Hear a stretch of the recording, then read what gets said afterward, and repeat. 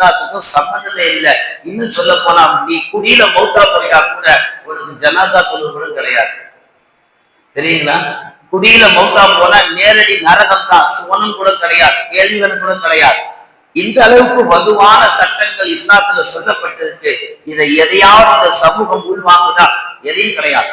இஸ்லாத்துல மூத்த சஹாபாக்கள், மூத்த குடிமக்கள், அருமை சஹாபாக்கள், அவர்களும் இந்த உலகத்தில் வாழ்ந்தார்கள். ஆனால் வருட பிறப்பு முடிகின்ற பொழுது நம்மை போன்று அவர்கள் டிசம்பரை கொண்டாடவில்லை.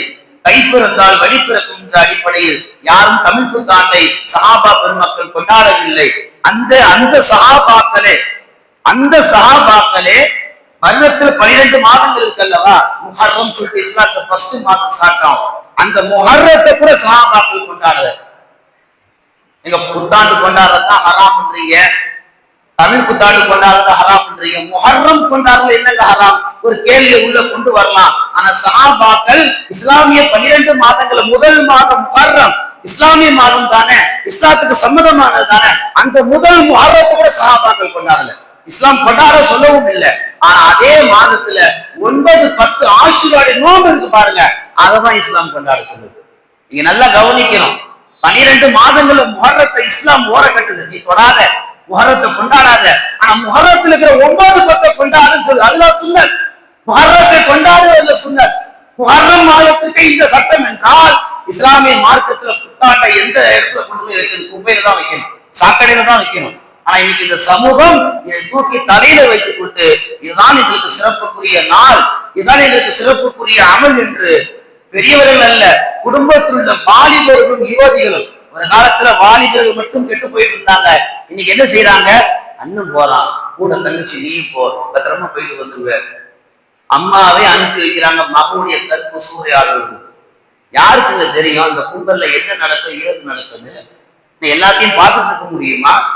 இவன் சந்தோஷத்தில் எல்லாவற்றையும் மறந்து விடுகிறானே. இவன் அழைத்து கொண்டு போன தங்கை மாத்திரம் எப்படி ஞாபகம் வைத்திருப்பான்? எத்தனையோ ஊடுகளில் அண்ணனோடு அனுப்பி வைக்கப்பட்ட தங்கையுடைய கருப்பெல்லாம் திரும்பி வருகின்ற பொழுது சூறையாடப்பட்ட நிலையில் தான் வீட்டுக்கு வந்திருக்கிறது. இஸ்லாமிய பெண்கள் இதே பாண்டிச்சேரியில இந்த கோட்டக்குப்பத்துல இருந்து வெக்கம் கட்டு போறாங்க, மானம் இல்லாம. எப்படி அனுப்புறாங்க? இதுல ஊர் பெரிய ஜமாத்து வேற, கோட்டக்குப்பம் ஜமாத் என்று. வெக்கமாக இல்லையா? ஓ அனுமதி இல்லாம, ஓ பர்மிஷன் இல்லாம உன் பொண்ணு எப்படி வாசப்படியை தாண்டுவா? அப்படி தாண்டான்னா அந்த தகப்பன் சரியத் இல்லாதவனாக இருக்க வேண்டும். எத்தனை வீடியோ தெரியுமா? கூகுள்ல போய் தட்டி பாருங்க. 2024 கொண்டாட்டத்தை தட்டி பாருங்க. இதே பாண்டிச்சேரியில கோட்டக்குப்பத்தை சேர்ந்த எத்தனையோ வாலிப இஸ்லாமிய பெண்கள் புர்காக்களோடு பல 1000 ஆண்களோடு நடனம் ஆடிய வீடியோக்கள் இருக்கத்தான் செய்து. அது சும்மா ஜாலி, அதுல சும்மா அது என்டர்டைன் விட்டுட்டு போங்க. என்டர்டைன் தானே. அந்த பொண்ணுக்கு கல்யாணம் பண்ணி வைக்கும் போது இந்த நிகழ்ச்சியை எடுத்து சொல்லு மாப்பிள்ளை வீட்டுல. ஏத்துக்கிட்டா என்டர்டைன் தான். ஏத்துப்பாங்களா மாப்பிள்ளை வீட்டுல? பொண்ணுக்கு மாப்பிள்ளை பார்க்க வரும்போது எங்க பொண்ணு வருஷம் டிசம்பர் 31 கொண்டாட போயிடுங்க. அதே மாதிரி கல்யாணம் பண்ணி கொடுத்துருவோம். கரெக்டா உங்க புருஷன் உங்க புள்ள என்ன செய்யணும்? எங்க மகளை டிசம்பர் 31க்கு எங்க இருந்தாலும் கடற்கரைக்கு அழைச்சிட்டு போயிருந்து சொல்லி கல்யாணத்துக்கு வரம் பார்க்கும் போது இந்த சப்ஜெக்ட் நீங்க பேசுவீங்களா? பேச மாட்டீங்க. பொண்ணுடைய வாழ்க்கை மண்ணுக்கு போற அந்த வாழ்க்கை, அதை நினைச்சு கவலைப்படக்கூடிய நாம அந்த மனிதன் நாளை மறுமை நாளிலே அல்லாஹ்விடத்தில் பதில் சொல்ல வேண்டியிருக்கின்றதை எத்தனை பெற்றோர்கள் கவலைப்படுகிறார்கள். ஒரு முறை உமர் ரலியல்லாஹு ஒருத்தர் ஒரு புகார் கொடுக்கிறார், ஒரு மனு.